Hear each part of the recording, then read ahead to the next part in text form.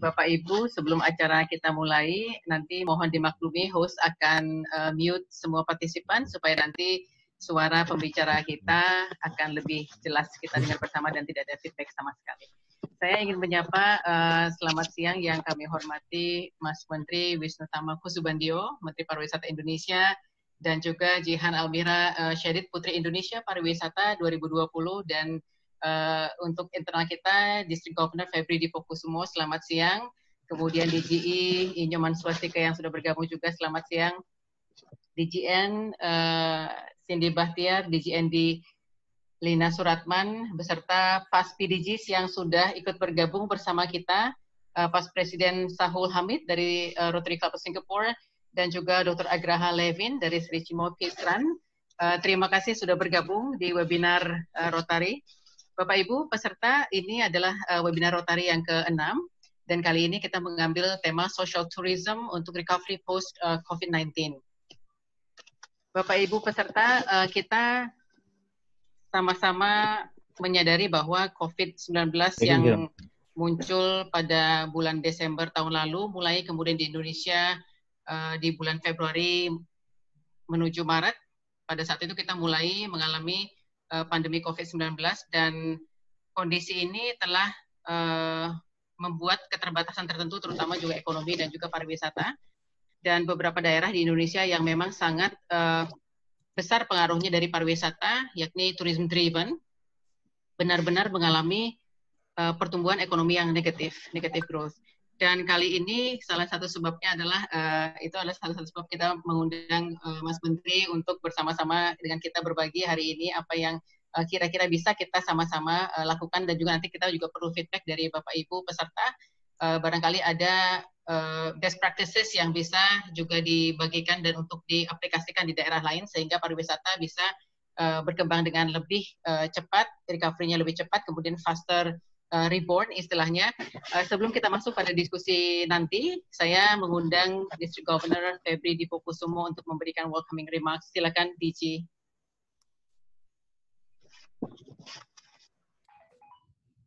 Terima kasih, Erika. Assalamualaikum warahmatullahi wabarakatuh. Salam hangat saya dari Kota Solo untuk Indonesia. Dan yang kami hormati, Mas Menteri Wisnutama, matur nuwun sangat sudah berkenan untuk menjadi guest speaker kami hari ini, dan juga Putri Indonesia yang berbahagia. Teman-teman dari Kementerian Pariwisata, terima kasih, dan juga seluruh Rotarian dari seluruh area wilayah di Indonesia, dan juga beberapa peserta dari sahabat-sahabat dan teman-teman dari Rotarian. Sebelum nanti kita mengawali, izinkan saya memperkenalkan Mas Menteri bahwa Rotary Club Distrik 3420 membawahi wilayah Jawa Tengah, Jawa Timur, Bali, Nusa Tenggara, kemudian Sulawesi, dan Papua.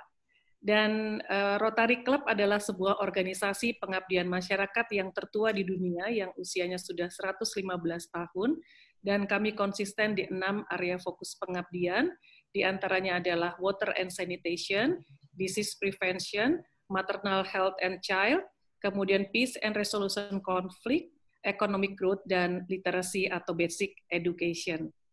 Kami telah melakukan banyak kegiatan yang menurut kami ini sudah menjadi bagian juga dari pariwisata Indonesia, dan alhamdulillah melalui Ibu Kiki, terima kasih Bu Kiki yang support kami sejak 2019 lalu, ada event besar kami adalah Peace Congress di Bali dan juga Peace Run.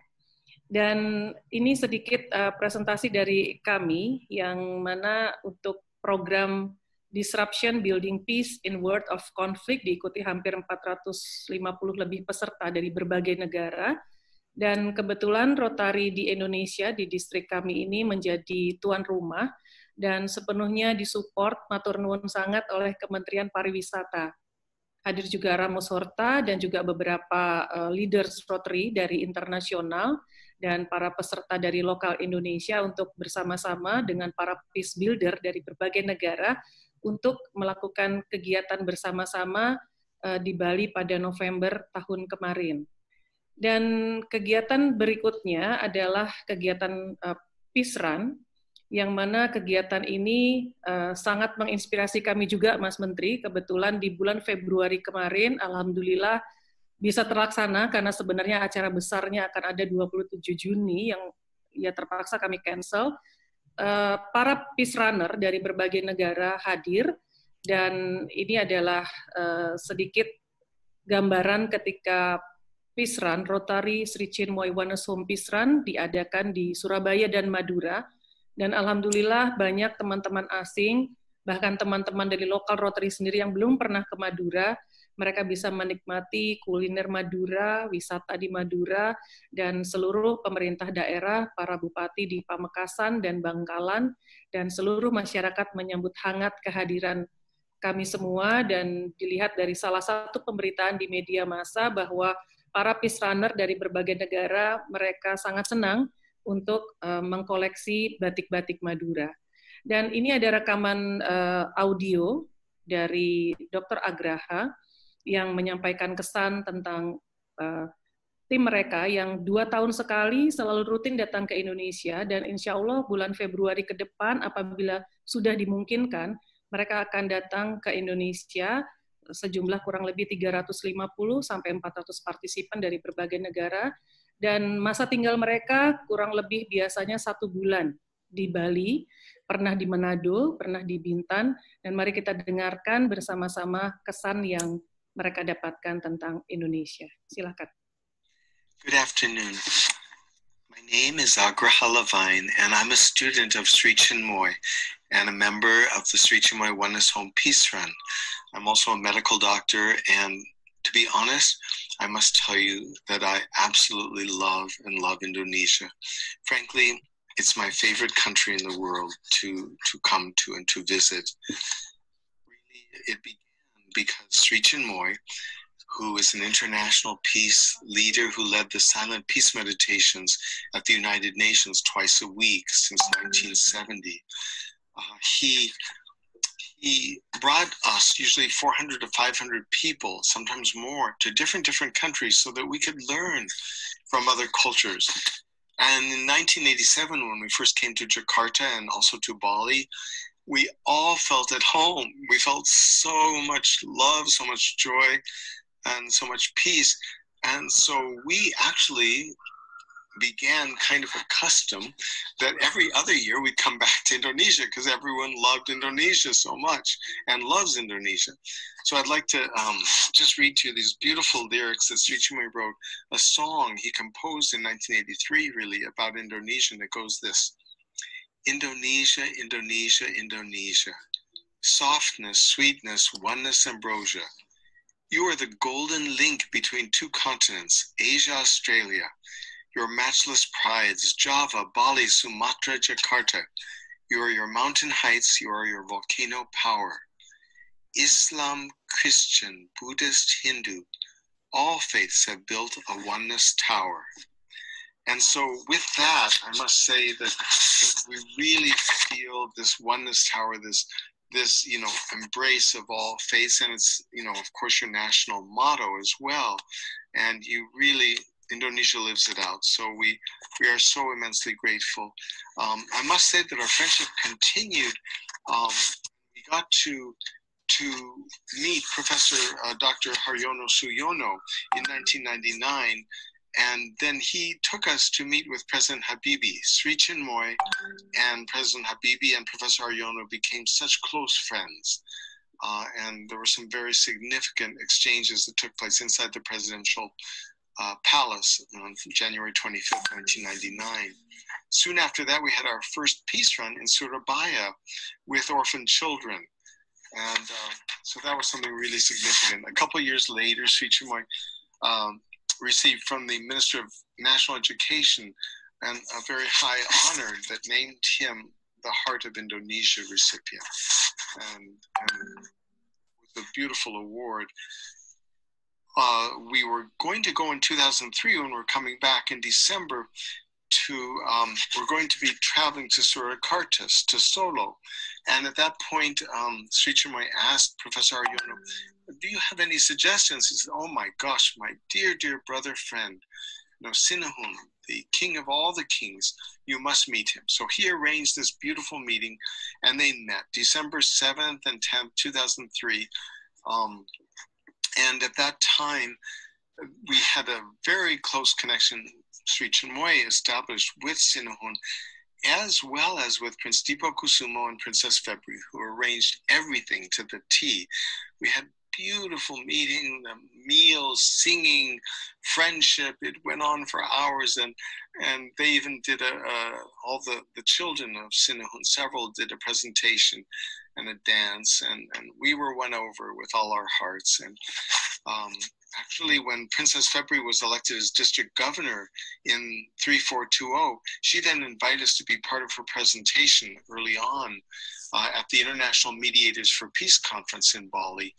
And the head of the executive director of the Sri Chinmoy Wonasom Peace Runs, Jalil Wilson, presented a minute of meditation, and Sri Chinmoy's beautiful artwork graced the stage. So it was a wonderful, wonderful occasion. And then with Rotary and Princess February's enthusiasm, plus the kind support of the Ministry of Tourism. Baik, Mas Menteri, mungkin ada sedikit gangguan sinyal. Jadi intinya kebetulan saya dari Keraton Kasunanan, maka Februari tahun depan mereka berencana akan datang kembali ke Indonesia dengan biasanya membawa rombongan sekitar 350 sampai 400 peace runner dan peace builder dari berbagai negara.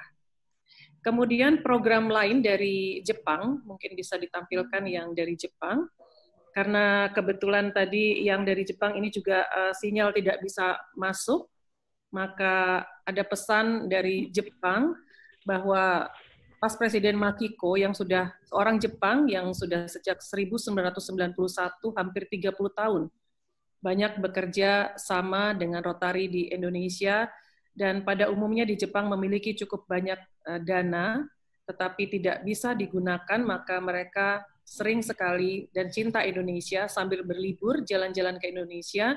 Mereka melakukan banyak proyek, dan yang terbesar kemarin jumlah 120 rombongan, melakukan kegiatan blood bank project, proyek air bersih, proyek pendidikan, dan Women's Mobile Health Clinic bersama-sama dengan Rotary Club di Bali Taman. Kemudian dari Rotary Club di India juga datang. Oh, ini yang di Singapura dulu, Mas Menteri dan teman-teman. Ini yang India. Mas Wahyu tadi yang India dulu. Ya, ini teman-teman dari India, mereka datang untuk mengunjungi klub di Bali, dan beberapa waktu yang lalu juga di Kupang, para medical team dari India juga hadir. Dan proyek yang rutin juga dilaksanakan bersama dengan Rotary Club Singapura. Mereka sudah rutin selalu melakukan kegiatan yang disebut dengan Help the Children setiap tahun. Sayang tahun ini memang belum bisa terlaksana karena kondisi pandemi ini. Semoga tahun depan bisa terlaksana. Rutin mereka selalu menghadirkan sekitar 60-70 Rotarian dari Singapura dan Malaysia, tidak saja menikmati Indonesia, tapi selama 1 minggu mereka juga melakukan aktivitas sosial. Mari kita dengarkan bersama dari Pas Presiden Dr. Saul Hamid langsung dari Singapura.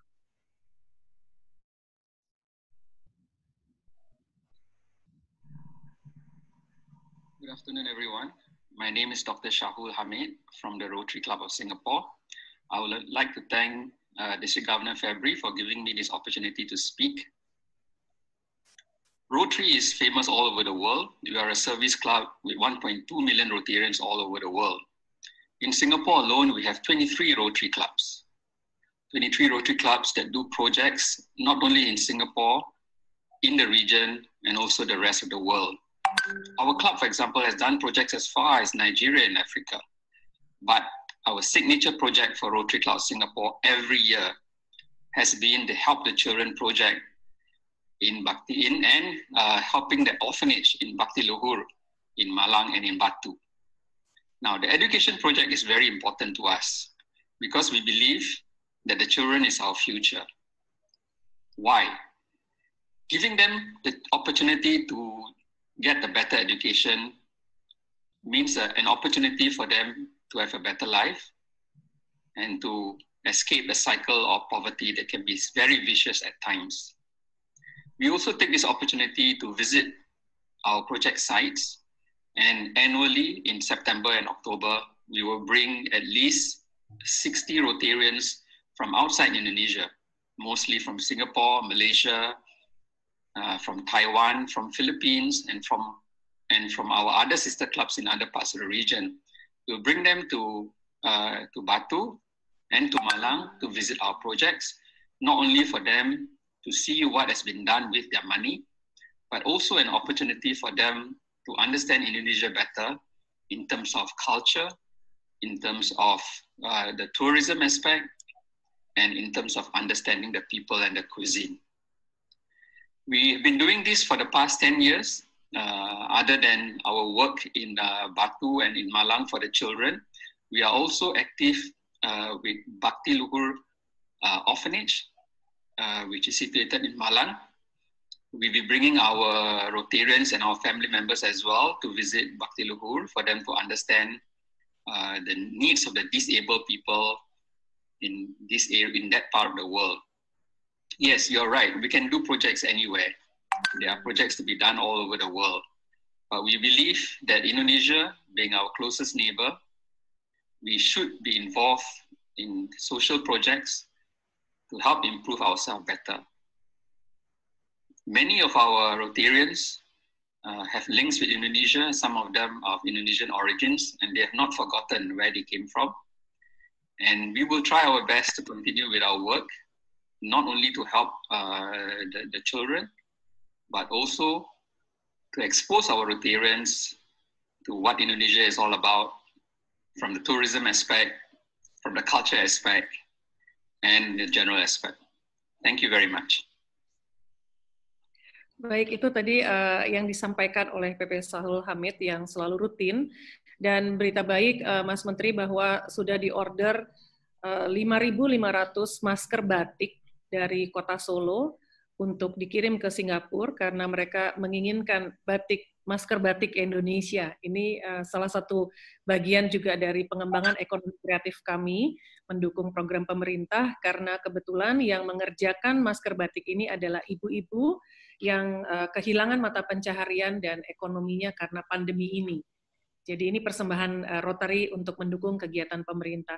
Dan satu program highlight kami adalah Rotary Youth Exchange Program, di mana setiap tahun Rotary Youth Exchange Program ini kami mengirim, mensponsori anak-anak muda yang berprestasi dari Indonesia untuk juga bisa belajar budaya di berbagai negara, dan juga kami menerima anak-anak exchange student ini dari berbagai negara untuk datang ke Indonesia. Saya sudah pernah bicara dan berdiskusi dengan Ibu Kiki, semoga nanti tahun depan bisa terrealisasi. Ada program-program yang bisa dikorelasikan yang diadakan oleh Kementerian Pariwisata untuk welcoming teman-teman dari duta-duta asing yang datang di Indonesia. Kebetulan kami juga bekerja sama dengan beberapa KBRI untuk bisa, salah satunya di Chicago, untuk bisa menerima seluruh anak-anak ex atau mantan Rotary Youth Exchange yang bersekolah di Amerika, diterima di KBRI, untuk mereka bersama-sama menikmati nuansa Indonesia ketika mereka rindu akan Indonesia. Selama 1 tahun mereka belajar, dan kami punya program singkat selama 3 bulan, yang kami sebut NGSA, di mana program New Generation ini untuk service exchange adalah program magang selama 3 bulan, dan kemarin sudah diikuti beberapa peserta dari Perancis dan dari Amerika, dan ke depan ini karena kondisi pandemi untuk yang long term program sementara kami tunda, tetapi kami masih membuka kesempatan untuk short program. Dan saat ini masih berada di luar negeri beberapa anak-anak student kami yang belum kembali dan akan mengakhiri programnya pada akhir bulan Juni ini. Kurang lebih ini adalah highlight program yang bisa kami sampaikan dari Rotary Distrik 3420 Indonesia dan Distrik 3410 yang berada di wilayah Jakarta, Sumatera, dan Kalimantan, juga perwakilannya bergabung dalam webinar ini. Maka ke depan, mari kita bersama-sama untuk saling berkolaborasi bersama. Mohon Mas Menteri dan seluruh jajarannya bisa kami suatu waktu bisa sowan ke Jakarta dan bisa sama-sama memetakan program-program yang bisa kami dukung untuk pemerintah dalam meningkatkan quality tourist, dan juga untuk ekonomi kreatif. Besar harapan kami dukungan dari Kementerian Pariwisata untuk seluruh tamu-tamu Rotary yang setiap tahun selalu hadir dari berbagai negara, dari Hawaii, dari India, dari Jepang yang rutin, Singapura, Malaysia, Australia. Kami juga punya program dari Australia yang diberi nama dengan Bali School Kids Distribution. Setiap tahun mereka datang untuk membagikan di tahun ajaran baru untuk anak-anak sekolah di Bali, untuk bisa mendukung program pendidikan mereka.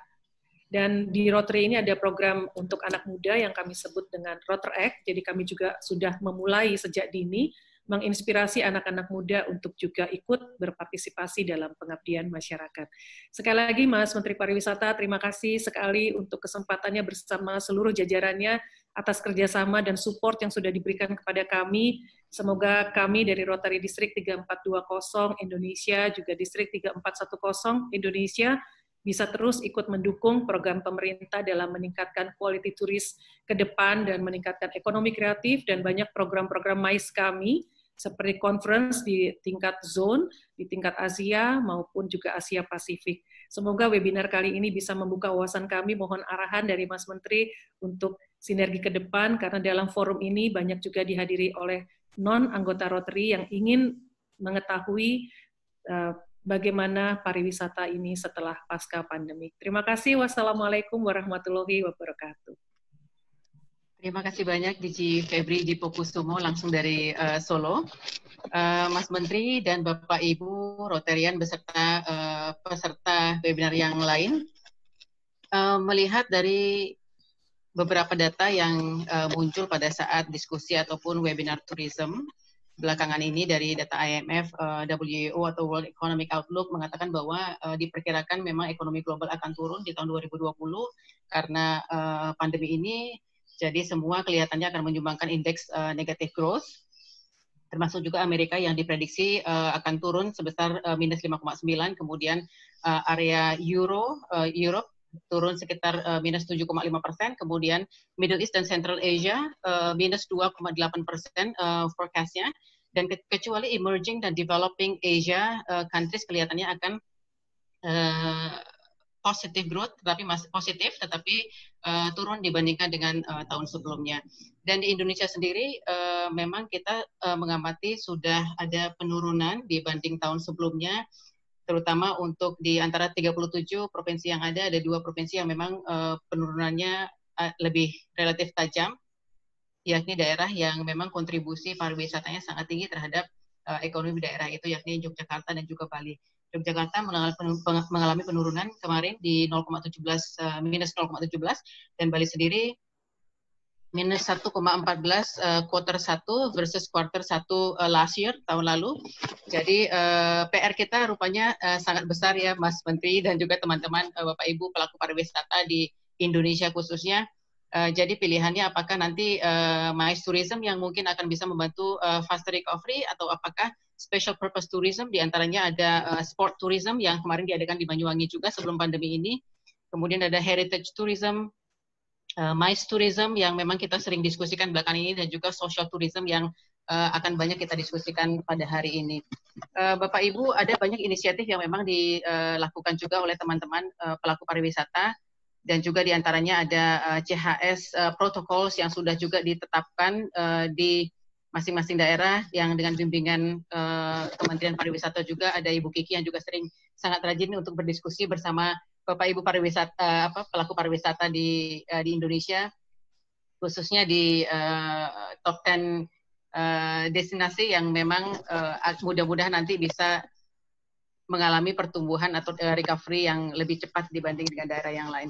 Hari ini mari sama-sama kita dengarkan dari Mas Menteri Wisnu Tama bagaimana kondisi pariwisata saat ini, dan bagaimana kita sama-sama taking ownership juga sebagai pelaku pariwisata juga untuk tidak menyerahkan sepenuhnya kepada pemerintah, tetapi juga ikut mengambil ownership bahwa kita juga ikut punya inisiatif yang memang bisa diaplikasikan sehingga faster rebound untuk tourism benar-benar bisa terjadi lebih cepat. Silakan Mas Menteri. Terima kasih Mbak Erika, dan selamat siang semua teman-teman. Selamat siang Mbak Febri Dipokusumo, Selamat siang juga Mbak Kiki, Deputi Menteri Pariwisata dan Ekonomi Kreatif, dan seluruh teman-teman yang hadir di sini. Dan juga ada Putri Indonesia Pariwisata, Mbak Jihan. Apa kabar? Berkali-kali ketemu di acara pemilihan Putri Indonesia ya, terpilih. Dan mungkin teman-teman yang hadir yang bisa saya sebutkan satu persatu di sini. Pertama, memang betul dan kita semua tahu bahwa sektor pariwisata ini bukan dalam masa yang mudah. Bahkan ini sektor yang paling terpukul daripada semua sektor. Kalau kita bicara berbagai macam pekerjaan lain, mungkin penghasilannya menurun, ya kan? Banyak yang jadi berkurang. Nah, pariwisata ini kan betul-betul penghasilannya adalah dari datangnya turis atau wisatawan, yang akhirnya sangat terdampak. Dan kita tahu semua bahwa pekerja di sektor pariwisata ada sekitar 13 juta orang, ya, pekerja secara langsung bekerja di pariwisata ada 13 juta orang, dan belum termasuk dengan value chain-nya, pendukungnya. Dan ini jumlahnya cukup besar. Dan memang ini adalah masa yang tidak mudah buat sektor pariwisata dan juga ekonomi kreatif. Di sektor ekonomi kreatif ada sebagian yang masih lumayan ya, berjalan. Tapi banyak juga yang terdampak sangat signifikan. Tapi di sektor pariwisata hampir semuanya sangat terdampak. Nah, dan kita sekarang sudah tahu bahwa kita akan memasuki sebuah era baru yang sering kita dengar, yaitu era new normal. Dengan segala macam protokol dan lain sebagainya dalam menjalani new normal ini. Dan kementerian kami sudah mempersiapkan berbagai macam protokol yang terkait di bawah kementerian kami dari sektor pariwisata maupun ekonomi kreatif. Kita sudah mempersiapkan protokol untuk hotel, restoran, tempat rekreasi, sampai all the way sampai memproduksi film, ya, memproduksi iklan, bagaimana bioskop, ya, datang ke bioskop, aturan-aturan itu ya, dan lain sebagainya. Sudah kami siapkan dan sekarang dalam masa proses harmonisasi dengan kementerian lain dan nantinya akan dikeluarkan peraturan oleh Kementerian Kesehatan terkait dengan hal itu. Nah, memang dalam mengimplementasi new normal, protokol new normal ini adalah sebuah tantangan baru lagi. Karena memang kita dalam melakukannya harus betul-betul teliti, harus betul-betul hati-hati, dan harus betul-betul dilaksanakan dengan baik. Karena apapun juga yang harus kita kedepankan adalah kita harus aman dari COVID, tapi pada saat yang bersamaan juga kita bisa tetap produktif. Nah, ini adalah hal yang perlu betul-betul menjadi perhatian dari teman-teman pariwisata. Agar sektor pariwisata bisa bergerak kembali. Tentunya dengan segala macam keterbatasan yang ada saat ini, dengan berlakunya protokol new normal ini. Nah, kementerian kami sudah mempersiapkan berbagai macam aturan pada saat dan persiapan berkaitan dengan hal itu, dan berbagai macam rencana. Misalnya, seperti kita harus gaining confidence lagi. Ya, kita harus membangkitkan kepercayaan publik lagi, lokal maupun internasional. Ya, bagaimana pariwisata di Indonesia ini aman, ya. Sehingga kita meluncurkan yang kita sebut Cleanliness, Healthy, and Safety (CHSE). CHS ini adalah salah satu upaya kita untuk gaining confidence agar wisatawan internasional maupun domestik akan bangkit lagi kepercayaannya. Dan begitu juga dengan appealing. Ya, selain gaining confidence, yang kedua adalah appealing. Yang tidak terbatas hanya dari MICE aja tadi, tapi kita juga harus bangun nantinya events, berbagai macam kegiatan yang menciptakan daya tarik baru nantinya di pariwisata. Dan saya sudah minta kepada Mbak Kiki sebagai deputi yang terkait dalam bidang ini, agar nantinya pada saat pariwisata sudah dibuka, ya, kita menggalakkan berbagai macam atau memperbanyak event-event yang kelas dunia kalau perlu. Kita mengundang berbagai macam kegiatan MICE di Indonesia sebanyak-banyaknya. Ya, tetapi memang yang menjadi tantangan utama kita adalah bagaimana kita bisa melalui masa new normal ini dalam mengaplikasikan protokol ini. Dan ini perlu perhatian dan ketelitian yang besar dari kita semua sebagai pelaku juga agar protokol ini dapat dilaksanakan dengan baik. Tetapi ada hal yang lebih penting lagi menurut saya daripada new normal ini. Daripada protokol new normal ini. Sebetulnya yang harus kita persiapkan sebetulnya adalah protokol baru lagi nanti. Yaitu protokol post-vaksin atau pasca vaksin. Karena apapun juga, menurut saya, protokol new normal ini adalah protokol yang sifatnya bridging menuju post-vaksin. Kita semua tidak tahu kapan vaksin itu ketemu. Bisa 8 bulan, bisa 12 bulan, bisa 18 bulan, kita nggak ada yang tahu. Tetapi saya secara pribadi meyakini bahwa vaksin itu akan ketemu. Seluruh dunia lagi berlomba, berupaya untuk menemukan vaksin tersebut. Dan saya yakin ini bisa ketemu. Cuman masalahnya kapan? Ya, perlu waktu 6 sampai 18 bulan kira-kira. Kita berharap tentunya kalau bisa secepatnya. Nah, pada saat vaksin itu sudah ada, pasti akan ada protokol lagi. Mungkin protokol ini akan jauh lebih luas, mungkin jauh lebih sederhana, tidak sekompleks atau tidak sekomplikated kondisi saat ini sebelum vaksin ditemukan. Nah, saya juga sering sampaikan kepada teman-teman di Kemenparekraf maupun di asosiasi bahwa pada saat COVID datang ini, semua tidak ada yang menyangka dan kita semua seluruh dunia, istilahnya kebakaran jenggot. Panik. Nggak ada satupun di dunia yang tidak panik menghadapi COVID-19 ini. Tetapi vaksin ini sudah terprediksi. Alangkah baiknya kita semua mempersiapkan ke arah situ. Karena menurut saya, post-vaksin ini yang lebih sustainable. Yang umurnya akan jauh lebih panjang. Nah, ini ada dua macam, kalau boleh saya bilang ada dua macam stages. Di masa protokol new normal di protokol sekarang ini, protokol di new normal ini, industri harus survive. Sektor pariwisata dan ekonomi kreatif harus survive. Dan pada saat kita bisa mengimplementasi atau sampai mencapai yang namanya post vaksin itu, nah industri pariwisata dan ekonomi kreatif akan jauh lebih baik daripada sebelumnya.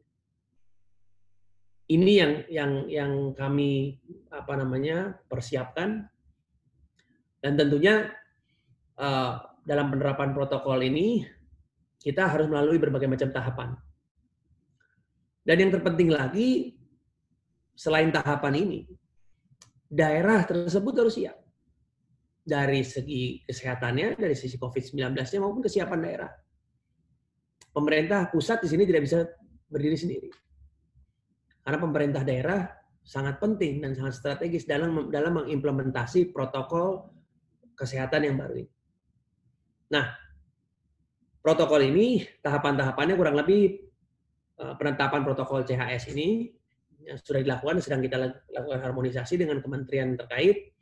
Lalu training, tahap berikutnya, training kepada para pekerja pariwisata dan ekonomi kreatif, lalu melakukan simulasi dan penerapan protokol. Kita harus melakukan simulasi dan simulasi itu harus dipublikasikan sehingga bisa menjadi semacam tutorial.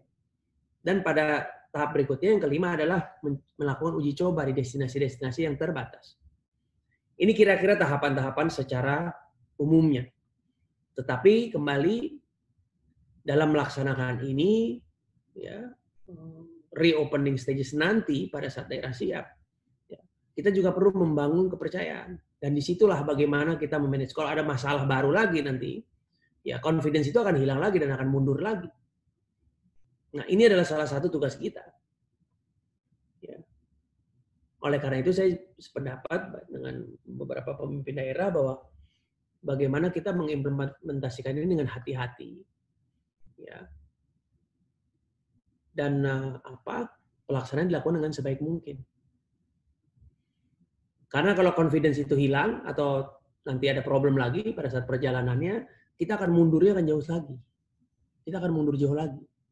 Oleh karena itu semua banyak yang minta kita juga untuk segera gitu ya. Tetapi pada saat yang bersamaan kita juga harus mengukur. Kalau ada masalah nanti gimana?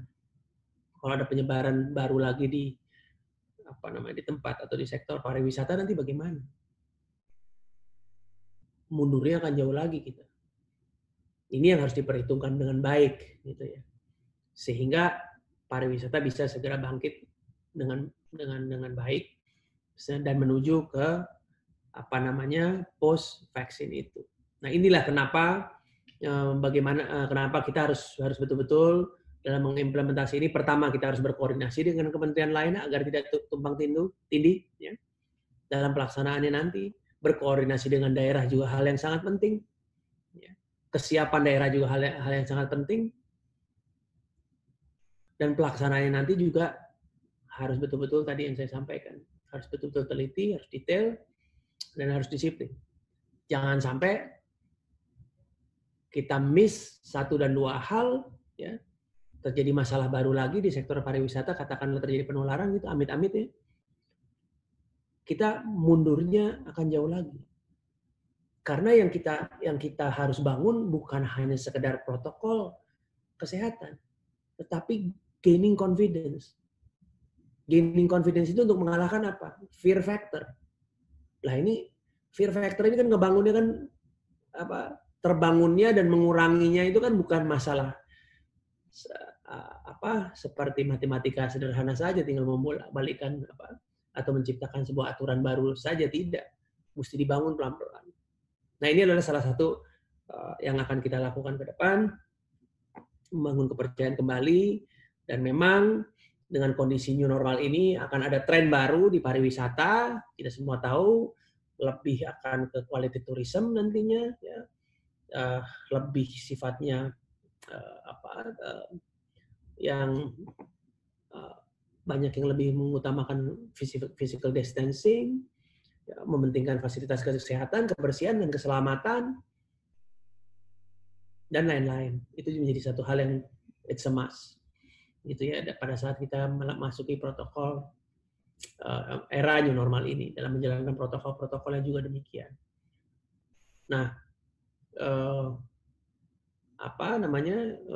saya sangat menghargai apa yang teman-teman Rotary Club lakukan, dan saya surprise juga gitu apa yang teman-teman sudah lakukan selama ini, dan kami betul-betul berharap bahwa kerjasama antara Kemenparekraf dengan teman-teman di Rotary dapat berjalan dengan baik, dapat terus dikembangkan, dan kerjasamanya lebih komprehensif ke depan.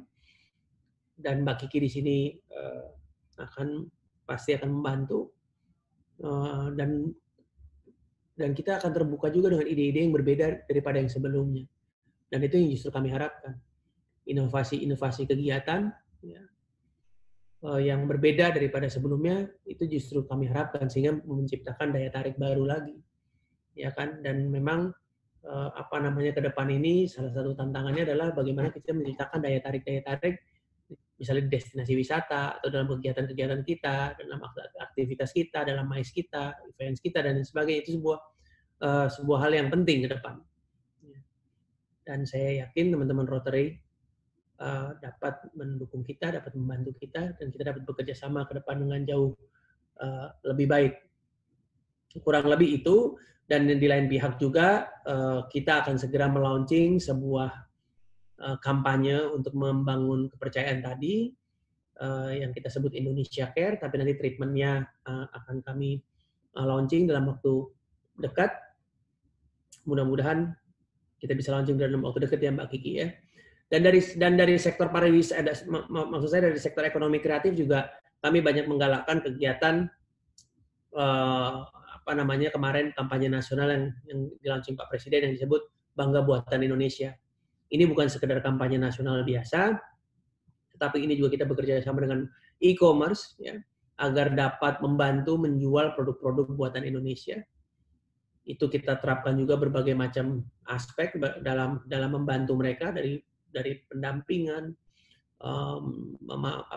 semacam course untuk bagaimana berjualan secara online, sampai nanti soal kemasan dan lain sebagainya, itu kita bantu. Dan alhamdulillah penjualan daripada produk-produk yang terlibat itu naik 90% terakhir saya dapat laporan. Itu sangat luar biasa untuk membantu produk lokal buatan Indonesia. Dan setelah itu kita lanjutkan lagi dengan kegiatan namanya beli kreatif lokal. Nah, itu juga salah satu upaya kita untuk mendukung produk-produk dalam negeri, produk-produk kreatif Indonesia, agar bisa survive juga di era pandemi COVID-19 ini. Nah, saya rasa istilah pasca pandemi ini mungkin sudah kurang berlaku lagi, Mbak Febri, karena kita mesti live with them for a while.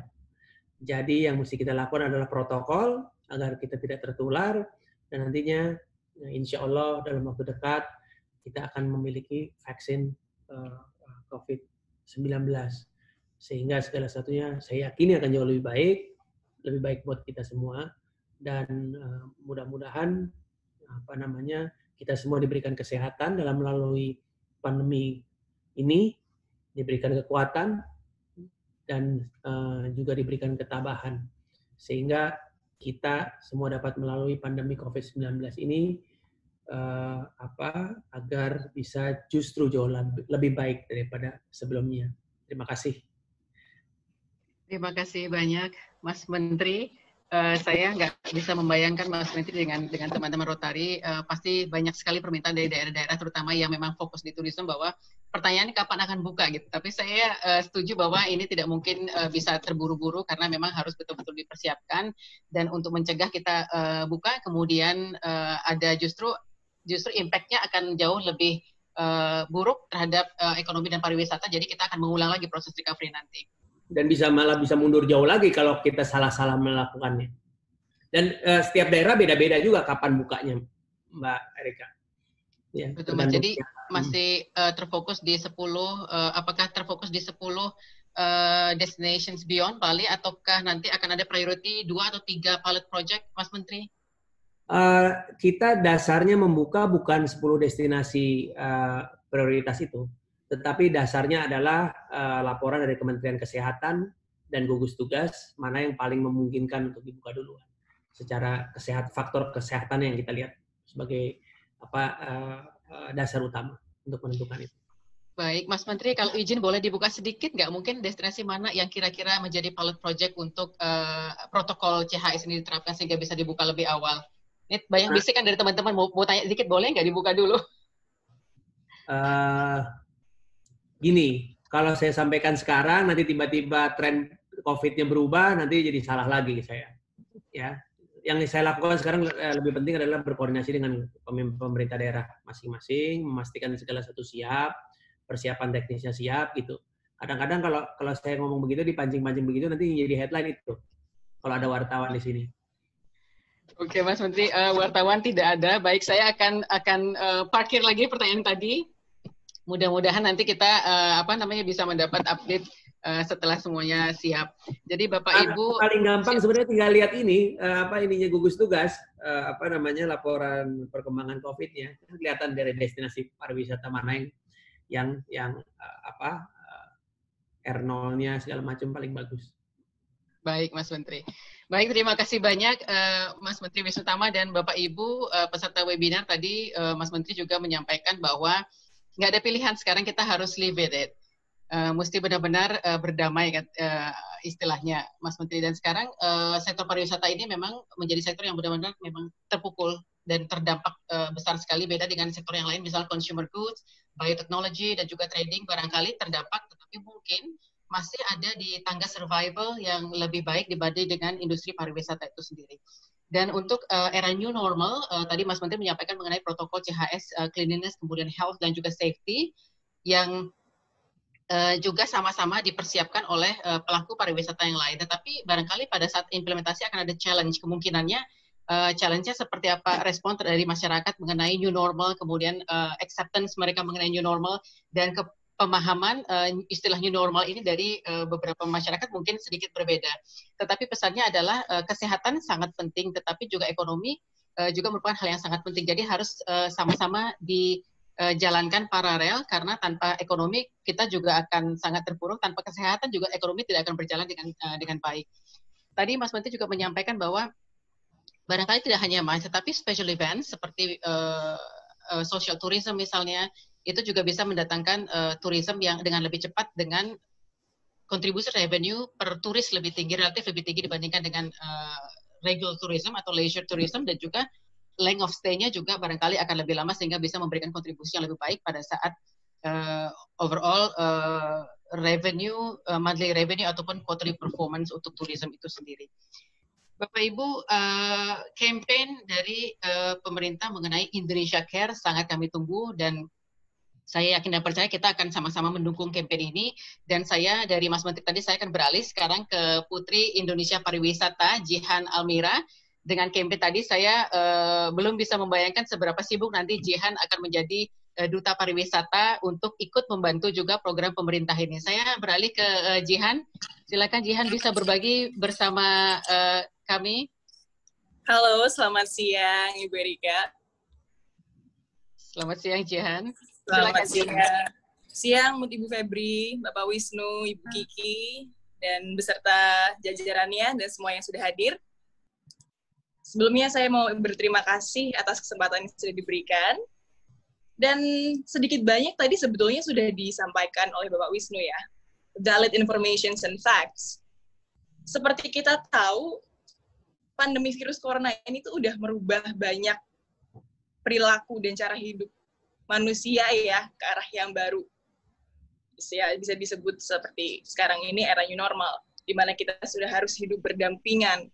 Nah, tapi dengan hidup berdampingan ini sebenarnya kita harusnya tetap bisa memperkuat atau memperketat protokol-protokol yang ada. Seperti kemarin PSBB sudah selesai, seperti saya lihat malah banyak banget yang bersantai-santai ria. Kemarin di jalanan banyak banget yang memang pakai masker, tapi jalan gandengan. Hal-hal seperti itu tuh yang kadang bikin saya semakin was-was dengan adanya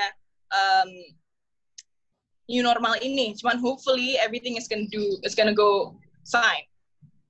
Dan kebiasaan-kebiasaan ini tuh harusnya dikurangi dengan adanya kayak kontak fisik. Dan ini kebiasaan yang memang cukup sulit untuk dilakukan ya. Especially it's something that's drastic. Dan tiba-tiba kayak karena kemarin justru waktu pemilihan Putri Indonesia itu sudah declared sebenarnya kalau memang ada corona, cuman kita nggak kepikiran kalau udah sampai Indonesia gitu. And then all of a sudden after 1 week or 2 weeks, drastic elevation of scale, Indonesia tuh udah banyak banget yang terkena atau terpapar coronavirus ini. Dan kalau mau ngomongin sektor pariwisata, Indonesia adalah salah satu ujung tombak pariwisata dan sektor yang paling terdampak untuk corona ya. That means that we have to be more prepared. Kita harus lebih siap untuk bangkit kembali sebetulnya. Entah itu dengan cara strategi planning of maybe businesses from travel companies atau mungkin perusahaan-perusahaan yang berhubungan atau berkaitan dengan tourism. As now we're actually talking about social tourism. Dan mempercepat pemulihan coronavirus ini, sebenarnya kita sudah tahu bahwa pemerintah sudah bekerja sama dengan Kemenparekraf dengan adanya program CHS ini ya, Cleanliness, Health and Safety. Dan ini udah mau diterapkan, protokol ini sudah mau diterapkan, walaupun kita belum tahu ya Pak ya, pilot project-nya di mana yang pertama ya Pak ya, yang belum boleh dibocorkan. So, ya, saya tahu. Kenapa Pak? Ya saya tahu, tapi kan nanti disiapkan. Belum boleh dibocorkan ya Pak? Bukan iya. Belum boleh bocorkan, lagi disiapkan dengan baik. Iya, supaya lebih valid ya Pak. Oke. Dan yang mungkin kita harus lebih persiapkan dan perkuat adalah bagaimana kita bisa meningkatkan upaya selling point atau kearifan lokal yang ada di tourism Indonesia ini supaya lebih elevating the unique selling point of our own tourism. Dan sebenarnya dengan adanya pandemi ini, this is actually a privilege for us Indonesians to meningkatkan dan memperkuat tourism yang ada di Indonesia sendiri, local yang ada di dalam sini, karena kita bisa tahu bahwa leisure is actually going to be priority choice setelah ada new normal ini sudah di-declare, sudah di-announce bahwa new normal kita sudah bisa beraktivitas seperti semula. Pasti leisure is going to be the first go-to.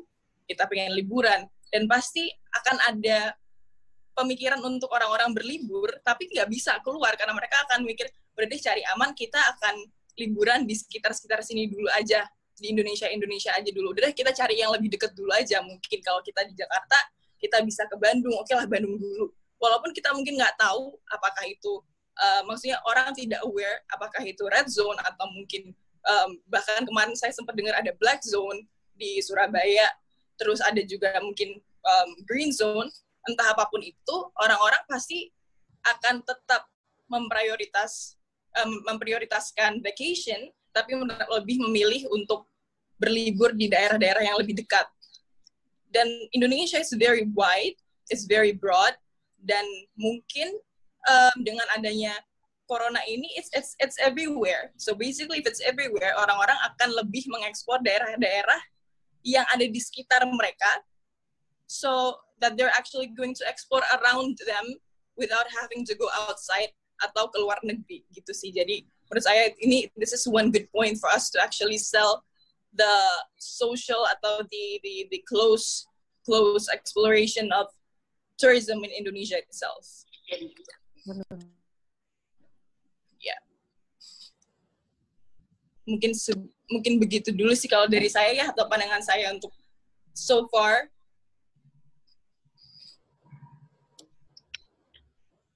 Terima kasih Mbak Jihan. Wow, saya banyak mencatat beberapa poin yang Mbak Jihan tadi berikan.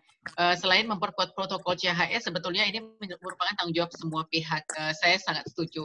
Dan memang tidak ada yang siap, semuanya kaget. Tetapi mau tidak mau, memang untuk proses recovery semuanya harus siap, gitu ya istilahnya Mbak Jihan. Ya, dan juga tadi ada satu highlight yang saya catat juga, untuk social tourism ini sebetulnya mesti diangkat balik lagi ke kearifan lokalnya Indonesia. Jadi sebuah unique selling point untuk Indonesia sendiri itu harus ditingkatkan dan juga diperkuat. Dan yang sudah nggak sabar mau leisure, termasuk barangkali Bapak Ibu di sini mungkin 85% sudah nggak sabar mau leisure setelah pandemi ini berakhir. Mungkin yang di awal, setelah pandemi berakhir kita masuk ke leisure dalam negeri. Jadi turis Nusantara dulu supaya sama-sama membantu memperkuat network Nusantara dan juga hasil dari turisme dalam negeri itu sendiri. Baik, terima kasih banyak Mbak Jihan. Saya beralih sekarang ke beberapa pendapat dari daerah-daerah. Saya ingin mengundang DGI Nyoman Swastika yang dari Bali. Kebetulan saya juga based di Bali sekarang ini. Saya persilakan DGI Nyoman Swastika.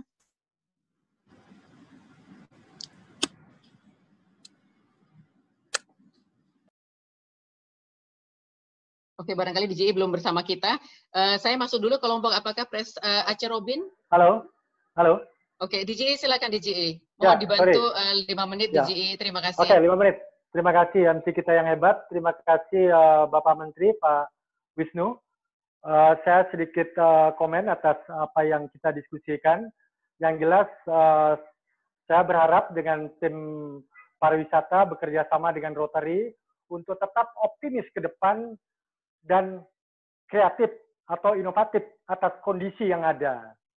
Ya, kita harus optimis artinya bahwa vaksin ini pasti ketemu. Ya, kita harus memonitor kapan, bahasa kapan, tapi pasti ketemu. Ini yang kita harus monitor, sehingga seharusnya dari Dinas Pariwisata, Kementerian Pariwisata, untuk segera membuat action plan atas kemungkinan kapan vaksin itu akan bisa terrealisasi. Sebagai gambaran, pada saat di Bali bom terjadi yang pertama atau kedua, memang terjadi penurunan yang luar biasa. Tapi setelah itu terjadi ledakan pariwisata yang luar biasa. Nah, pada periode seperti ini, kalau boleh saya saran, kesempatan dari Kementerian Pariwisata untuk membuat action plan apa yang dilakukan terhadap daerah-daerah yang mempunyai potensi atau memang existing daripada international turis. Nah, sehingga pada saat ledakan ini terjadi, kita sudah betul-betul siap. Pada periode sekarang, kesempatan untuk menata lebih bagus pariwisata kita, karena kita tetap optimis bahwa pandemi ini pasti hilang. Hanya masalah waktu. Vaksin sudah pasti akan ditemukan, karena para ahli kita sudah jauh lebih hebat. Jadi, apalagi dalam diskusi, bukan lagi bicara vaksin yang konvensional, sudah bicara vaksin yang sudah modern, sehingga kita harus optimis bahwa vaksin harus ketemu, pariwisata akan baik setelah vaksin ketemu. Kalau sekarang terus terang kita berpikir lebih untuk menyatakan untuk kembali pariwisata ini bisa, apalagi yang internasional. Yang lokal aja kita masih berpikir. Yang internasional, titik awalnya adalah vaksin. Nah, inilah yang harus menjadi acuan kita. Sementara itu yang bisa saya sampaikan. Terima kasih. Terima kasih, DJI. Saya senang kalau dengar DJI bicara, pokoknya harus optimis. Dimanapun kondisinya, ketemu nggak ketemu vaksinnya, tetap optimis ya. DJI, terima kasih. Dari Bali, saya akan langsung move ke Lombok dengan Presiden Aceh Robin. Mas Menteri, Pres Aceh Robin ini juga tahun lalu menerima penghargaan dari United Nations, dari People of Action. Jadi saya salah satu yang juga turut berbangga atas apa yang diraih oleh Presiden Aceh Robin bersama juga dengan Distrik 3420 Indonesia. Pres Aceh, silakan.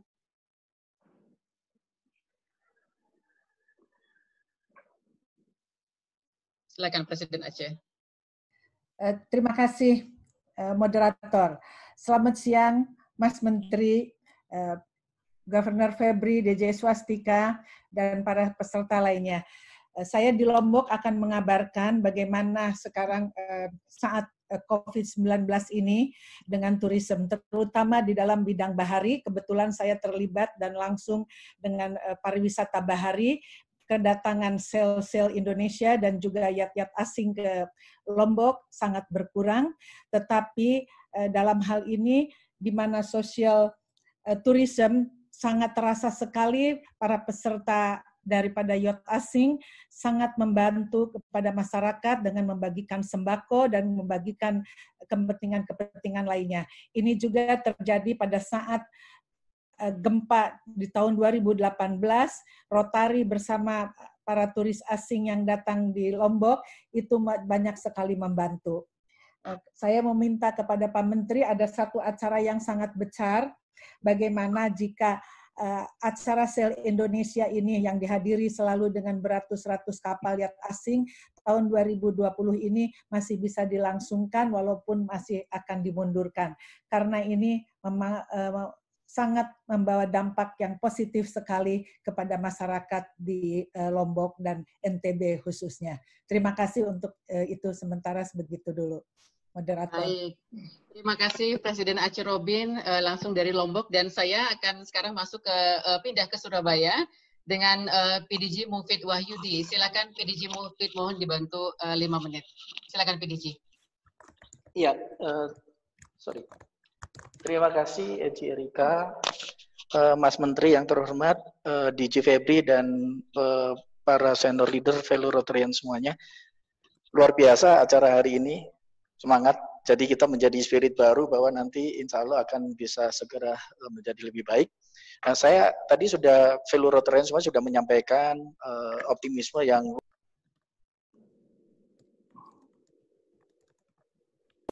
tetapi saya mau lebih ini kan kepada fungsinya Rotary gitu ya. Jadi memang banyak sekali sebelum ini kan kita banyak sekali tamu-tamu atau fellow Rotarians dari luar negeri gitu yang eksplorasinya justru ke Indonesia ini luar biasa. Tidak hanya di sektor-sektor pariwisata yang umum gitu ya, tapi bahkan kita bisa menjangkau sampai ke pariwisata yang sama yang jauh gitu ya, karena kepentingannya adalah kepada service project gitu. Nah, ini harapan kami adalah Rotary bisa bekerja sama lebih erat lagi dengan Kementerian Pariwisata bagaimana kita bisa berkolaborasi untuk event-event atau kunjungan-kunjungan yang fellow Rotarian dari seluruh dunia ini kita bisa kemas dan kita bisa kolaborasi dengan Kementerian Pariwisata. Jadi bisa juga di daerah-daerah kita bisa populerkan tempat-tempat wisata yang sebetulnya yang sebelumnya tidak terlalu populer, tapi dengan Rotary dan Kementerian ini bisa menjadi populer dan kita bisa gaungkan ke dunia internasional. Salah satu contohnya misalnya yang kita jalankan kemarin di Madura dengan Biesran, itu dampaknya luar biasa. Karena sudah levelnya sudah kita exposure-nya sudah internasional karena ada pihak ketiga yang mempromosikan itu gitu. Nah, harapan kami nanti dengan Rotary bekerja sama lebih erat lagi dengan Kementerian Pariwisata itu bisa terselenggara lebih baik lagi, ya. Ya, jadi saya rasa itu yang mungkin yang satu poin yang harapan kami untuk supaya Rotary bisa bekerja sama lebih erat dengan Kementerian Pariwisata dan lebih terstruktur apa saja kegiatan nanti mungkin setiap tahun kita bisa petakan dan kita bisa buat plan gitu ya, apa saja program-program besar dan program-program kecil yang akan kita susun bersama. Terima kasih. Saya kembalikan ke PJ Erika. Ya. Terima kasih PDJ Mufid dan saya langsung mengundang satu lagi senior leader kita, PDJ Thomas Aquinas. Silakan PDJ.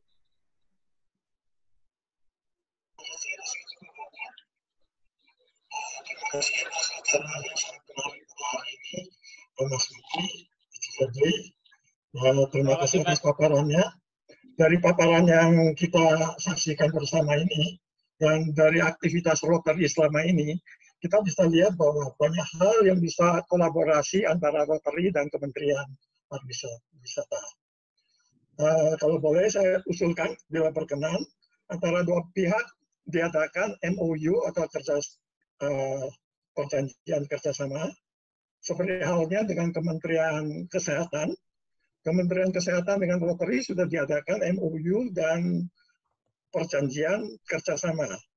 Dengan adanya itu, lebih luasa Rotary untuk bergerak, sehingga banyak program-program dalam bidang kesehatan yang telah kami lakukan, termasuk yang terakhir penanganan COVID ini.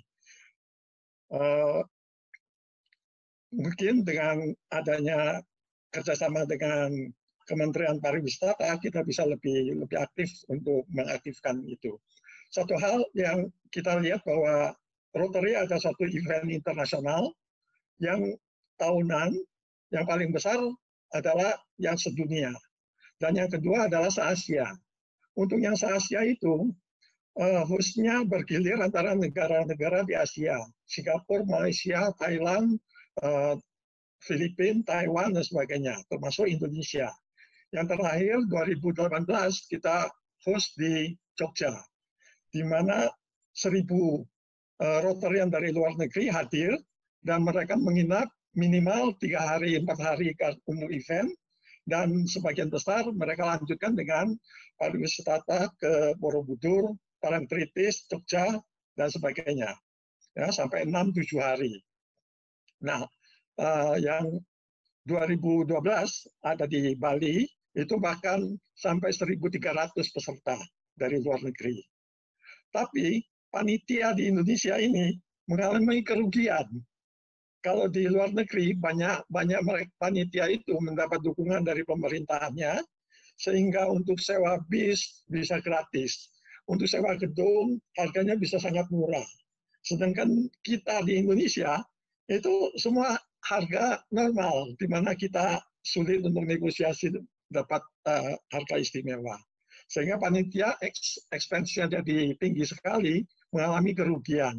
Nah, kalau dari kementerian ini ada suatu dukungan, kami Rotarian di Indonesia ini lebih confident untuk menjadi host. Semoga jadi pertimbangan. Sekian dari saya. Baik. Terima kasih PDJ Thomas Aquinas masukannya untuk sinergi bersama dengan Rotary. Dan Bapak Ibu, karena waktu Mas Menteri sangat terbatas, saya akan langsung masuk ke Q&A. Ada satu pertanyaan yang saya mohonkan Mas Menteri untuk bersedia menjawab dari Rotarian Pande Maharani. Saya percaya bahwa setiap tantangan pasti ada peluang. Demikian juga halnya dengan pandemi COVID ini. Dan pertanyaannya adalah bagaimana strategi dan sinergi pemerintah menggandeng pihak swasta selaku sebagai pelaku pariwisata untuk dapat meningkatkan kualitas turis yang akan datang nanti, termasuk peningkatan kualitas atraksi wisatanya sendiri atau DTW. Silakan, mohon dibantu ditanggapi satu pertanyaan ini. Terima kasih.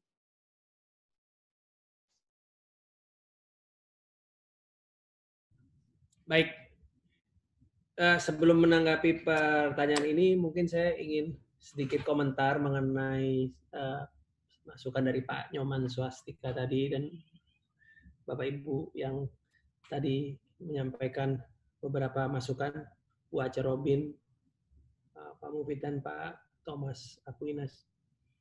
Pertama, memang kita pernah mengalami bom Bali. Pada saat itu pariwisata kita sangat terpukul. Tetapi memang kondisinya pada saat itu yang terkena adalah Bali, tapi negara-negara lain itu tidak ada masalah dengan traveling dan lain sebagainya. Jadi dimensi atau komplikasi daripada kejadian COVID-19 ini jauh lebih kompleks daripada kejadian bom Bali. Memang pada saat bom Bali itu kita langsung menggiatkan wisatawan domestik sesegera mungkin agar segera membantu sektor pariwisata di Bali itu dilakukan sehingga lumayan tertolong. Tetapi sebetulnya pada saat bom Bali itu sektor pariwisata itu betul-betul pulih kembali sebelum seperti terjadinya bom Bali itu membutuhkan waktu 2 tahun. Itu yang terjadi pada saat bom Bali. Kalau kita melihat daripada grafik, daripada revenue hotel, revenue restoran, dan lain sebagainya secara average itu ada studinya. Jadi memang sebetulnya itu saja cukup lama. Memang pada saat mendorong wisatawan domestik itu terjadi pemasukan yang cukup signifikan untuk menolong pariwisata di Bali pada saat itu. Tapi kalau betul-betul 100% pulih itu butuh waktu yang cukup lama, dan saya mendapatkan data ini dari average hotel-hotel yang ada di Bali maupun electronic transaction yang terjadi di Bali. Itu kurang lebih penjelasannya. Dan memang vaksin ini kapan bisa ketemu, rasanya kita nggak tahu kapan ya. Tetapi mungkin kalau sudah mulai mendekati ketemu, mungkin kita sudah mulai tahu. Dan yang kita bisa siapkan adalah sebetulnya dari sekarang adalah bagaimana kita mencari potensi pasca vaksin nanti, ya, termasuk protokol apa lagi atau new normal apa lagi sih pada saat pasca vaksin tersebut, sehingga kita sektor pariwisata bisa memanfaatkan ini dengan baik. Dan tadi yang disampaikan oleh Pak Thomas, sebetulnya kita juga bisa melakukan pendukungan terhadap kegiatan-kegiatan yang sifatnya seperti yang Pak Thomas sampaikan tadi, dan Mbak Kiki mungkin bisa membantu. Tapi memang kita harus melihat skalanya, besarnya berapa dan lain sebagainya, sehingga itu diharapkan juga dapat memberikan devisa juga secara umum kepada Indonesia. Dan itu hal yang penting juga menurut saya. Kalau bisa semua event-event di dunia ini bisa dilaksanakan di Indonesia, itu merupakan hal yang sangat baik untuk ditingkatkan. Dan mudah-mudahan nanti Mbak Kiki bisa membantu ke depan bagaimana dari Kemenparekraf bisa mendukung kegiatan seperti ini. Sebetulnya kita sudah banyak melakukan hal seperti ini, Pak Thomas, ya, dalam membantu berbagai macam kegiatan seperti ini, dan nanti mungkin Mbak Kiki bisa menjelaskan secara lebih detail terpisah. Nah, bicara soal peningkatan kualitas ini, tadi yang ditanya adalah begini, sebelum terjadinya COVID-19, sebetulnya strategi pariwisata kita sudah dari shifting dari quantity ke quality. Kalau teman-teman silakan Google atau search di internet, bahwa pada saat saya dipilih menjadi Menteri Pariwisata dan Ekonomi Kreatif, selang berapa waktu saya sudah mencanangkan kita mau shifting dari quantity ke quality. Itu satu. Terus kita bicara soal yang basic, bersihan, safety, dan lain sebagainya. Kalau kata orang Jawa bilang dilalah gitu loh ya. Pada saat terjadinya COVID ini, itu yang dibutuhkan. Kebutuhan itu yang dibutuhkan. Memang banyak hal yang kita perlu bangun ya, untuk meningkatkan quality tourism itu. Promosi saja tidak cukup, pembangunan infrastruktur saja tidak cukup. Ya.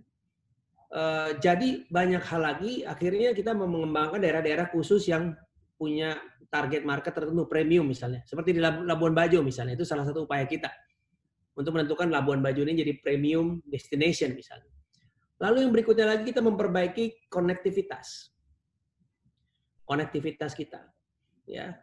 Kita, saya, Mbak Kiki, semua sering dengar ini kita di Kemenparekraf, sering kita ini dibanding-bandingkan dengan Malaysia lah pariwisatanya, kita dibanding-bandingkan dengan Singapura lah pariwisatanya, kita sering dibanding-bandingkan dengan Dubai, yang satu kota itu bisa 16 juta kunjungan pariwisatanya.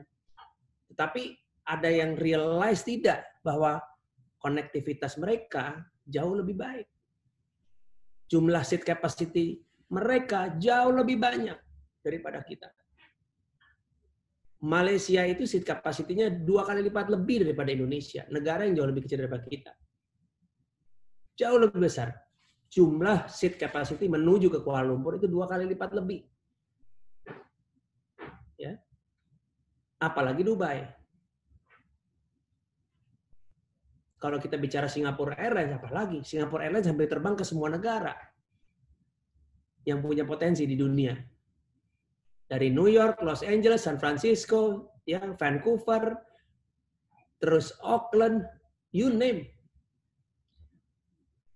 Bahkan negara Afrika juga dia terbang. Semua negara Eropa dia terbang. Akhirnya kan dia mendatangkan apa? Penumpang ke Indonesia, ke Singapura. Begitu juga dengan Emirates. Begitu juga dengan Thai.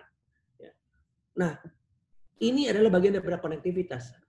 Habis itu apa? Airport kita. Apakah sanggup menampung itu semua? Nah, ini adalah bagian-bagian strategi yang lebih komprehensif nantinya ke depan yang kita sedang rencanakan. Jadi tidak melulu kita bicara soal pemasaran. Ya. Dan berikutnya lagi kita harus menciptakan pull factor.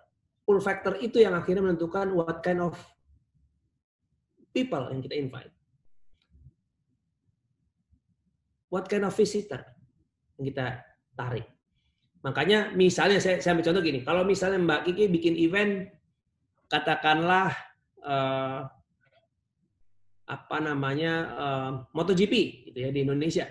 Kan kira-kira kita itu pull factor-nya kira-kira orangnya kayak apa gitu. Ya, yang akan ditarik ke sana. Atau kalau kita bikin Formula One, nah itu tipe apa lagi yang kita tarik ke sana. Nah, jadi itu menciptakan daya tarik nanti yang kita spesifik kita target mau kayak gimana. Itu urusannya Mbak Kiki, sebenarnya tanggung jawabnya Mbak Kiki nanti. Untuk menciptakan daya tarik itu, orang yang kayak apa kita tarik, dan akhirnya membentuk image tentang destinasi tersebut. Setelah beberapa waktu akhirnya tercipta image tentang destinasi tersebut, sehingga akhirnya beberapa target market tertentu akan punya image pandangan tertentu terhadap destinasi di Indonesia. Dan destinasi di Indonesia ini banyak. Ada yang bisa premium, ada yang bisa mass, ada yang bisa ekonomi.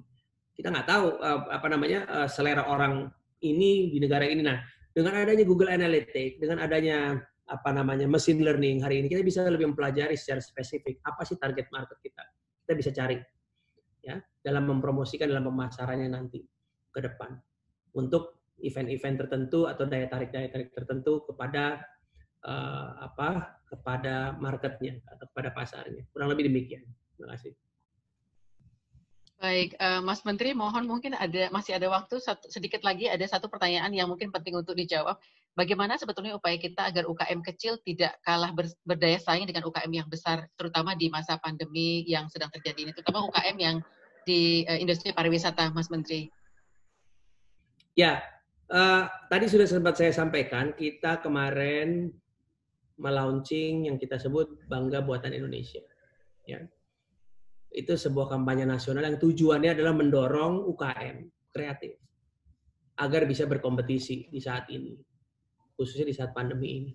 Kita juga bekerja sama dengan berbagai macam e-commerce. Kita juga bekerja sama dengan Menteri Koperasi dan UKM agar membantu, mensupport ini. Jadi memang upaya-upaya itu kita lakukan, kita siapkan training untuk pembimbingan, ya, banyak hal sampai akses permodalan dan lain sebagainya, termasuk training bagaimana menjual via online, ya kan, mengemas dan lain sebagainya.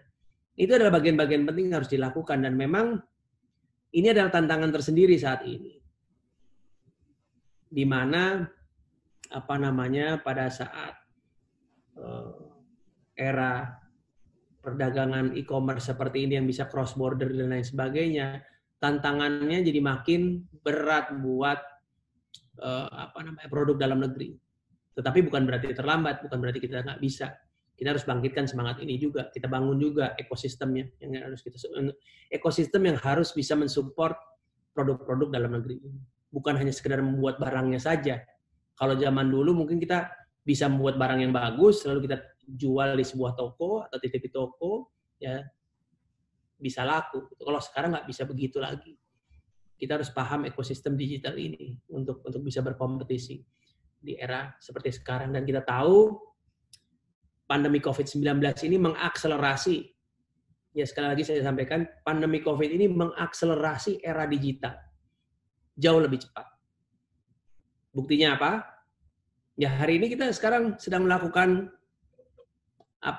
seminar melalui internet yang sebelumnya tidak pernah terjadi. Kita semua dipaksa untuk berdigital. Ya, bukan hanya bicara soal video conference, banyak hal. Entah shopping, entah beli makanan, entah telemedicine, ya kan? Kalau mau ke dokter kali ini, kalau bisa nggak usah ke dokter lebih bagus, yang melalui aplikasi dan lain sebagainya. Kita semua dipaksa. Dan ini artinya apa? Era digital ini terakselerasi jauh lebih cepat. Dan para pelaku ekonomi kreatif, para pelaku UKM harus paham betul ekosistem daripada digital. Nah, makanya kita banyak membuat training-training terkait dengan hal tersebut. Agar kita paham ekosistemnya apa digital ini.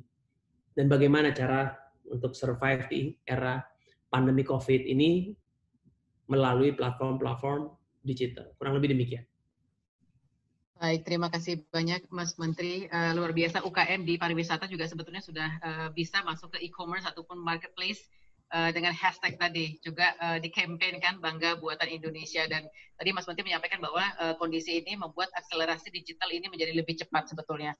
Dan yang sebetulnya mendapat peluang besar adalah justru sebetulnya UKM-UKM tadi yang punya beberapa handicraft misalnya, merchandise yang tadinya dijual untuk langsung kepada turis, sekarang bisa justru broaden the market. Jadi marketnya justru lebih luas, worldwide market dengan e-commerce ataupun marketplace tadi.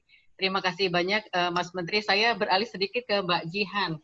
Mbak Jihan yang sekarang dianugerahi sebagai Putri Indonesia Pariwisata. Apakah selama ini punya tantangan yang paling tantangan yang paling besar yang dihadapi Mbak Jihan sebagai Putri Indonesia Pariwisata 2020? Baik, sebagai Putri Indonesia Pariwisata ya, dengan pariwisatanya sendiri aja, harapan saya sebetulnya pada waktu itu akan banyak traveling dan exploration daerah-daerah Indonesia. Dan memang sebetulnya saya itu suka traveling, tapi I don't have the chance to actually go out karena maybe I was still a bit underage dan memang orang tua yang cukup protektif. Tapi dengan adanya Putri Indonesia ini, I was blessed to be chosen as Putri Indonesia Pariwisata dengan harapan yang bisa lebih banyak mengetahui soal wilayah-wilayah Indonesia yang sebelumnya I haven't actually thought about ataupun saya belum tahu. Tapi karena memang we were struck by coronavirus or corona crisis, we have no choice. Tapi memang everything seperti kayak Bapak Wisnu tadi sudah katakan, semuanya sudah digital. It's an era digital. Bahkan sekarang pun everything is by virtual meetings, virtual photo shoots, virtual, everything is by virtual. Dan sebetulnya kalau mau dibilang dampak or impact apapun sih sebenarnya as we're staying home, sudah nggak bisa seproduktif sebelumnya sih sebenarnya kalau untuk saya sendiri ya. Dan yang pupus itu sebetulnya harapan aja sih sebagai Putri Indonesia Pariwisata, begitu. Baik, Mbak Jihan. Satu lagi, apa sebetulnya menjadi cita-cita atau mimpi Mbak Jihan yang paling besar untuk pariwisata Indonesia? Of course, promoting Indonesia itself, tapi nggak hanya bagian-bagian yang orang or foreigners atau turis-turis dari luar negeri itu tahu. Misalnya, mereka udah hanya familiar atau lebih tahu bagian-bagian seperti istilahnya Bali atau mungkin Labuan Bajo atau NTT atau hanya parts yang sekiranya easy to mention atau karena memang sudah viral. Nah, saya sendiri sih as a millennial pengennya juga bisa promote seluruhnya, kayak mungkin ada bagian-bagian dari Banyuwangi, ada juga di seperti mungkin kalau ada bagian-bagian dari Papua yang mungkin orang-orang juga hanya tahu keseluruhan, tapi sebenarnya saya sendiri pengen promote pelosok-pelosoknya as like what people outside is actually doing, seperti kalau di Rwanda they can actually mention, dan kita pun bisa tahu bagian-bagian kecil apa sih yang jadi unique selling point mereka di luar sana. Kita aja bisa tahu, why can't we do that for Indonesia itself, seperti itu. Luar biasa Mbak Jihan, terima kasih banyak. Bapak Ibu, Mas Menteri, saya punya waktu 5 menit lagi. Saya akan terbang sedikit dulu ke Kupang. Kita akan bersama-sama mendengarkan feedback sedikit mengenai turisme dari PP Ratna. Silakan PP Ratna, mohon dibantu agak dipercepat sedikit, silakan. Thank you.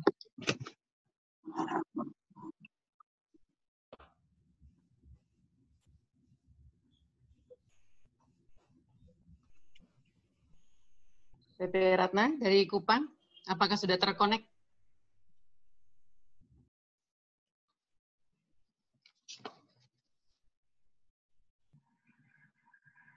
Silakan PP Ratna. Apa yang diharapkan dan saya harus bicara apa Mbak Erika nih? PP Ratna silakan share bersama kita apa update pariwisata yang sekarang ini di Kupang. Tadi kita sudah dapat mendengarkan dari Denpasar, kemudian Surabaya, dan juga dari Lombok sudah tadi. Silakan dari Kupang seperti apa, PP Ratna? Baik. Memang untuk setelah ada pandemi ini, memang sangat terimpaknya tinggi sekali ya, karena pesawat sudah tidak masuk lagi di kota Kupang.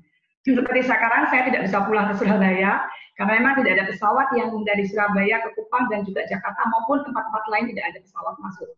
Dan hanya ada pesawat barang, dan ini tentunya membawa dampak yang lebih besar, sangat besar sekali untuk NTT. Dan memang saat ini NTT juga cukup tertutup untuk orang-orang dari luar untuk datang ke kota Kupang, karena memang untuk menjaga infect, jadi how to avoid it, people get infected dari luar, seperti itu. Jadi memang kalau sekarang saya bicara tentang pariwisata, sebenarnya saat ini sedang tidur pariwisatanya NTT karena adanya pandemi. Tapi sebenarnya sebelum pandemi itu Maret ke belakang luar biasa sekali, terutama Labuan Bajo yang demikian terkenal sekali ya sampai mendunia begitu. Jadi memang NTT sebenarnya sudah menjadi salah satu one of the best destination of the tourism in the world. Sayangnya hanya begitu ada pandemi pingsan. Itu yang sekarang ada seperti itu. Jadi habis sekarang belum ada kehidupan lagi sebenarnya di NTT. Baik. Ya, mudah-mudahan terima kasih. Bulan depan katanya sudah akan dibuka kembali pesawat untuk ke NTT. Baik. Tetap optimis PP Ratna, terima kasih. Tadi katanya udah pingsan katanya, tapi katanya Jack Ma jangan mati dulu. Jadi supaya bisa ikut dalam recovery gitu ya. Baik, terima kasih. Saya langsung masuk kembali ke Mas Menteri. Tadi banyak sekali disampaikan bahwa quality tourism itu tidak hanya mengenai promosi dan infrastruktur, tetapi sebetulnya banyak juga pengaruhnya terhadap perbaikan destinasi itu sendiri, kemudian connectivity, people-nya, dan professional maturity of the people misalnya, dan sistem yang bisa digunakan untuk benar-benar meningkatkan kualitas dari destinasi wisata itu sendiri. Saya mohonkan Mas Menteri closing statement sebelum saya pindah ke DG untuk closing acara ini, karena kita sudah hampir masuk ke 2.30 waktu Indonesia Barat. Silakan Mas Menteri.